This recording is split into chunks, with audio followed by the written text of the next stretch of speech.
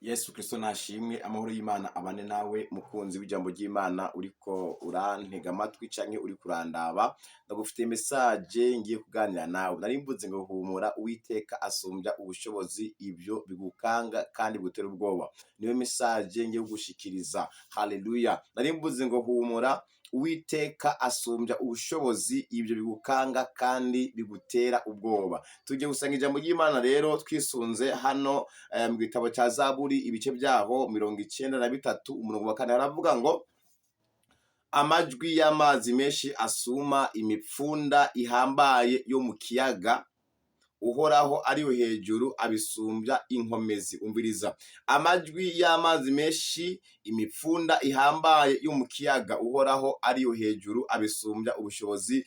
Imana nishime cyane. Nari mvuze ngo humura, Uwiteka asumbya ubushobozi ibyo bigukanga kandi bigutera ubwoba. Hari Imana twizigiye, hari Imana twizeye iriyo hejuru, hari Imana ishoboye. Hari imipfunda canke hariho amajwi y'amazi asuma, hariho ibibazo biko birasuma ku buzima bwawe, ariko humura, Uwiteka Imana yo mwijuru abisumbya ubushobozi ibyo bigukanga n'ibiremwa, ariko ugiye kugwanira n'umuremyi Imana yabiremye.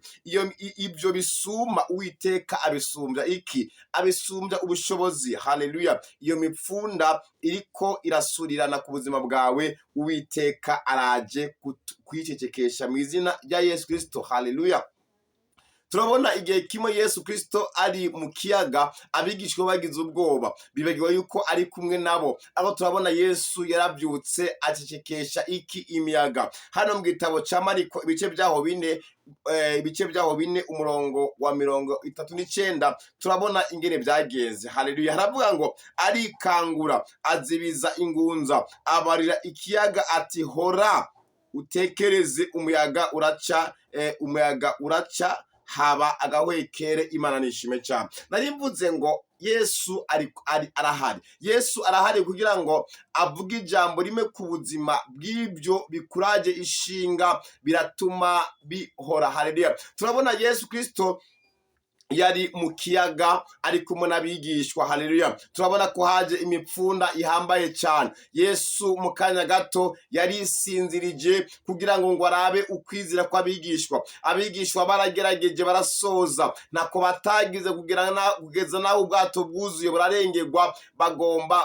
kurengerwa, ariko baributse yuko bari kumwe na Yesu. Yesu amaze kumuvyura gato, yarategetse ategeka inyanja irahora. Biravuga ngo arikangura, azibiza ingunza, abarira ikiyaga ati hora tekereza, umuyaga uraca haba agahwekere. Nari mvuze ngo Yesu arikanguye, nta kindi kimuvyuye, aje gutabara. Hariho imipfunda, hariho imiyaga iriko irakanga ubuzima bwawe, hariho imiyaga iriko irakanga ubuzima bwawe. Ndiko ndabona Yesu arategetse, hari ikintu Uwiteka aje gukora. Humura, iyo mipfunda y'ingwara, iyo mipfunda y'ubukene, Uwiteka Imana yo mwijuru iraze gutuma bihora. Iyo miyaga y'agasuzuguro, iyo miyaga igutera ubwoba, hari Imana yo mwijuru ije kubishekesha. Nari mvuze ngo mu izina rya Yesu, iyo mipfunda iriko iragukanga ndabonye igiye ku buzima bwawe.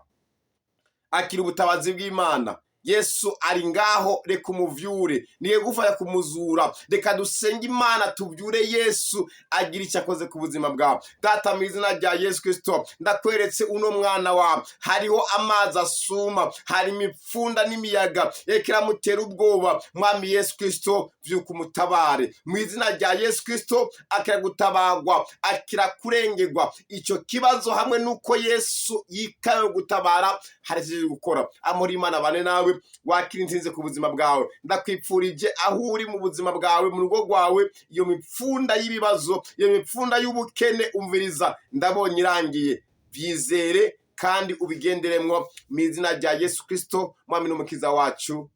Amina.